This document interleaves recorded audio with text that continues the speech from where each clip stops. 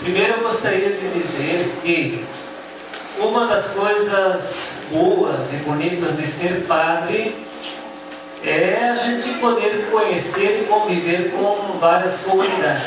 Eu ainda sou padre novo, mas aqui a gente teve a oportunidade de conviver e trabalhar junto por 3 anos. E aí a gente não esquece mais tão fácil a fisionomia, o rosto. Já tem gente nova também, né? Pequenininhos que a gente não conhecia. Mas alguns bigodes ainda estão iguais, né? Alguns conservam a cavanhaque, né? Então a gente olha assim e reconhece muita gente. Isso é muito positivo porque é sinal de que tem gente que persevera, né? Que continua presente na igreja e que quer que a sua fé cresça e que o mundo seja melhor. Então essa é uma parte boa. Então me alegro com o padre Luciano, com os diáconos. Nós temos mais um novo diácono que está nos seus momentos assim, ainda festivos certamente, né, da sua ordenação. A gente fica também contente porque pode estar junto. Segundo lugar, onde eu agora trabalho, que é no seminário de Gravataí, e também no lar sacerdotal com os padres idosos. Aliás, tive dificuldade, quase não pude vir, porque temos um padre já no hospital e um outro que hoje às pressas foi levado para o hospital e teve que ficar. Então até pouco antes da missa começar, ainda no telefone, tentando achar pessoas para ajudar a cuidar de noite. Mesmo que a gente tenha já uma pequena equipe, mas às vezes as surpresas nos levam a ficar mais preocupados, né? Então, lá nós também temos esta imagem de Nossa Senhora Aparecida, e especialmente entre os padres idosos, essa semana eles colocaram um pouco mais perto do altar, para lembrar dessa festa importante que é essa festa da nossa padroeira do Brasil. Padroeira do Brasil. E cada novena tem um tema, e hoje o tema é Maria, a alegria de estar grávida de Deus.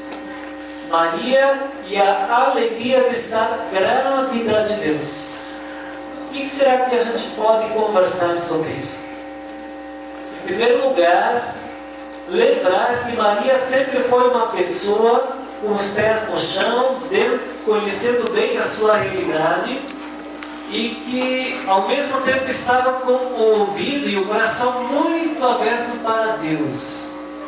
Aliás, se alguém quer viver bem a sua vida, precisa ter os pés no chão, sem querer fugir da realidade que nos cerca. A gente precisa conhecer bem o lugar, a situação onde a gente vive, mas a gente não pode se deixar guiar só pelas vozes humanas. A gente precisa se deixar conduzir pela luz do alto, pela voz de Deus.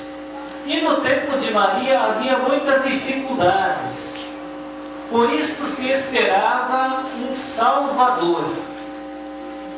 Maria, que conhecia um pouco a Bíblia, tinha a convicção de que Deus estava querendo alguma coisa a mais de todas aquelas pessoas que estavam ali.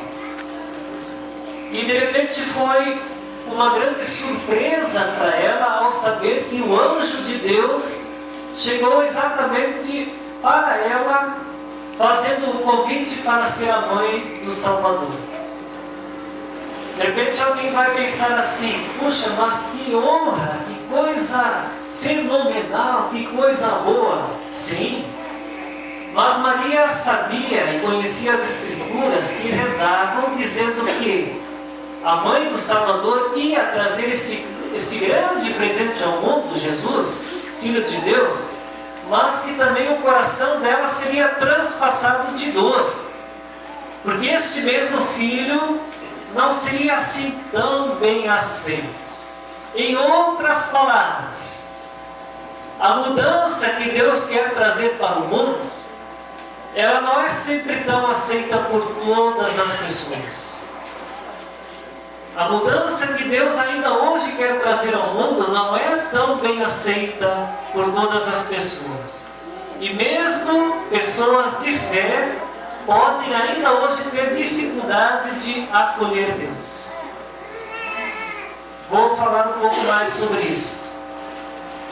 Vamos olhar de novo para Maria. Então, Maria primeiro ficou em dúvida, mas como é que vai acontecer isso? Eu ser a mãe do Salvador?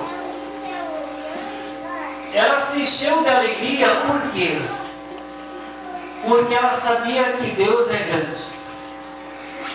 Para mudar o mundo, para melhorar o mundo, Deus quis se fazer gente. Em Jesus, Deus se fez pessoa humana. E ao se fazer pessoa humana, Deus quis contar com Maria, pessoa humana. Em outras palavras, Deus ainda hoje quer ser acolhido, não precisa ser na barriga. E quando Maria ficou grávida, encheu a barriga, né? Mas não só a barriga. Porque se antes o coração não estivesse cheio, ela teria dito não. E quem sabe outras não disseram não. Nem se sabe se o anjo não apareceu para outra Maria, Mariazinha, né? De repente a outra possa ter dito assim, não, mas isso é um compromisso muito grande. Eu vou ter que renunciar a mim e vou ter que viver o plano de Deus. Isso não é tão fácil. Quando Maria disse sim em meio a essas incompreensões, o sim dela foi um sim cheio de fé, porque ela acreditou que era coisa de Deus. E quando Deus está junto, não dá errado. Quando a gente aceita Deus e faz como Deus quer, pode até ser difícil, mas não dá errado. E Maria confiou plenamente nisso.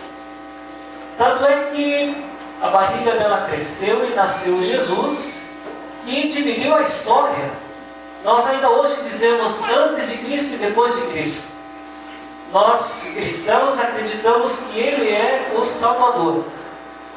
E nasceu lá em Belém, anunciou a boa notícia, que depois por meio da igreja, dos apóstolos e de todas as pessoas de fé, foi sendo espalhada pelo mundo, com coragem, com convicção, não só com palavras, mas os primeiros cristãos doaram a sua vida.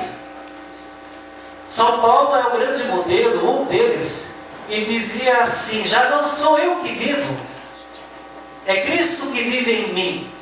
E quando Cristo vive em alguém, quando a gente deixa Deus falar pela gente, não é só a voz que muda, que fala palavras de Deus, é a vida toda. E se faz doação, que procura ajudar o outro, e tudo aquilo que nós conhecemos de Jesus. Então nós encontramos em Maria uma pessoa que aceitou Deus e que viveu com muita coragem na sua fé. Com muita coragem na sua fé. Como é que é, uma pergunta, como é que nós poderíamos hoje engravidar de Deus? Não me entendo mal, viu? Como é que nós, homens e mulheres, poderíamos engravidar de Deus? Não precisa encher a barriga, né? Quando se come um pouquinho mais, às vezes enche a barriga, mas estou falando de outra coisa. Precisa encher o coração. E o coração não é uma coisa doce, né? Nossos pensamentos muitas vezes precisam mudar e melhorar. Lá em Filipenses 2, é um livro da Bíblia, diz assim, tenham os mesmos sentimentos de Cristo. Como é que estão nossos sentimentos? O que é que nós sentimos uns pelos outros? Não é às vezes raiva em vez de amor ou de perdão? Não é às vezes vontade assim de chutar o outro longe em vez de dizer, olha, caminhando junto nas imperfeições pode ser melhor?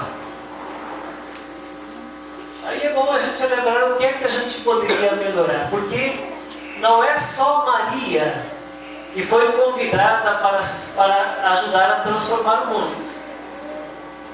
Se Jesus veio ao mundo, ele precisa ainda de novo ser anunciado pela vida de cada um de nós hoje.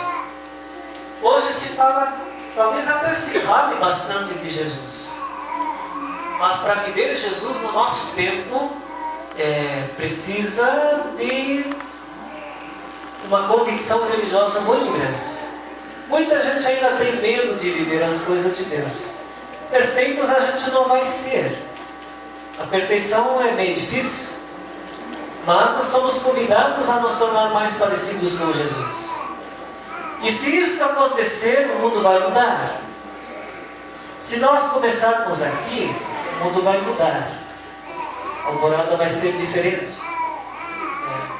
Eu já ouvi dizer que uma missa bastaria para transformar o mundo.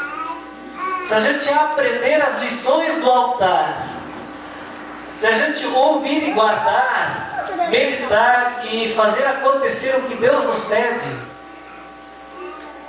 Por isso, o convite para a gente estudar mais a nossa fé, para conhecer mais aquilo que nós acreditamos.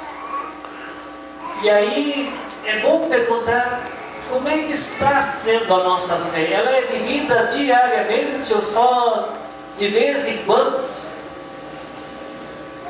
Eu às vezes tenho a impressão que a gente gosta de negociar às vezes a fé com Deus.